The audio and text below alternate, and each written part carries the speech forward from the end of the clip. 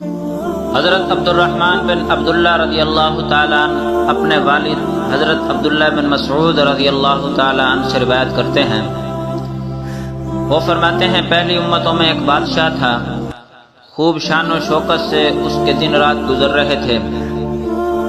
ایک دن اس کی قسمت کا ستارہ چمکا اور وہ اپنی آخرت کے بارے میں غور و فکر کرنے لگا اور سوچنے لگا کہ میں جن دنیاوی آسائشوں میں گم ہو کر اپنے رب کو بھول چکا ہوں، عن قریب یہ ساری نعمتیں مجھ سے منقطع ہو جائیں گی۔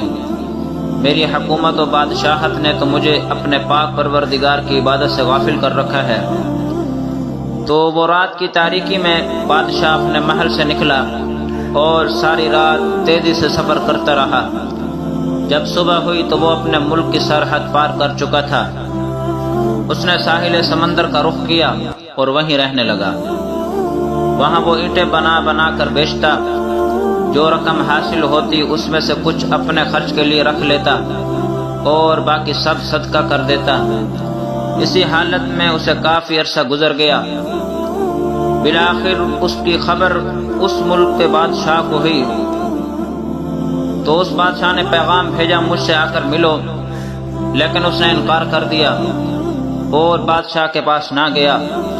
بادشاہ نے پھر اپنا قاصد بھیجا اور اسے اپنے پاس بلوایا۔ اس نے پھر انکار کر دیا اور کہا بادشاہ کو مجھ سے کیا غرض اور مجھے بادشاہ سے کیا کام، میں اس کے پاس کیا کرنے جاؤں۔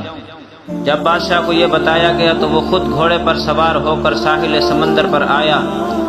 جب اس نیک شخص نے دیکھا کہ بادشاہ میری طرف آ رہا ہے تو اس نے ایک طرف دوڑ لگا دی۔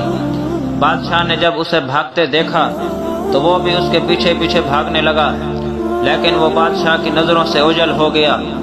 جب بادشاہ اسے نہ ڈھونڈ سکا تو بلند آواز سے کہا، اے اللہ کے بندے، میں تجھ سے کچھ بھی نہیں کہوں گا، تو مجھ سے خوف زدہ نہ ہو، میں تجھ سے ملاقات کرنا چاہتا ہوں۔ جب اس نیک شخص نے یہ سنا تو وہ بادشاہ کے سامنے آ گیا۔ بادشاہ نے اس سے کہا، اللہ تجھے برکتیں عطا فرمائے، تو کون ہے اور کہاں سے آیا ہے؟ اس نے اپنا نام بتایا اور کہا، میں فلاں ملک کا بادشاہ تھا۔ جب میں نے غور و فکر کیا تو مجھے معلوم ہوا کہ میں جس دنیا کی دولت، دنیا کی محبت میں مست ہوں، یہ تو عن قریب فنا ہو جائے گی، اور اس دولت و حکومت نے تو مجھے غفلت کی نیند سلا رکھا ہے۔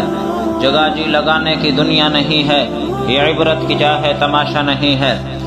تو میں نے اپنے تمام پچھلے گناہوں سے توبہ کی اور تمام دنیاوی آسائشوں کو چھوڑ کر دنیا سے الگ اپنے رب کی عبادت شروع کر دی۔ اللہ میری اس محنت کو اپنی بارگاہ میں قبول و منظور فرمائے، میری اس توبہ کو قبول و منظور فرمائے۔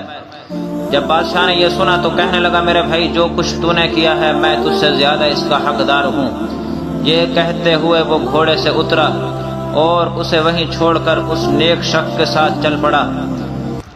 تو میرے بھائیو دوستو، وہ دونوں بادشاہ ایک ساتھ رہنے لگے اور اب وہ ہر وقت اپنے رب کی عبادت میں مصروف رہتے، اور انہوں نے دعا کی، اے ہمارے پروردگار، ہمیں ایک ساتھ موت دینا۔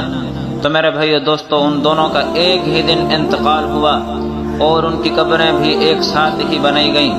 تو میرے بھائیو دوستو، حضرت عبداللہ بن مسعود رضی اللہ عنہ فرماتے ہیں، اگر میں مصر میں ہوتا تو ان کی قبروں کی جو نشانیاں ہمیں اللہ کے محبوب حضرت محمد مصطفیٰ صلی اللہ علیہ وسلم نے بتائی تھیں تو میں ان کی وجہ سے انہیں ضرور پہچان لیتا اور تمہیں وہ قبر ضرور دکھاتا جو ہمارے نبی حضرت محمد مصطفیٰ صلی اللہ علیہ وسلم نے ان کے بارے میں ہمیں نشانیاں بتائی تھیں۔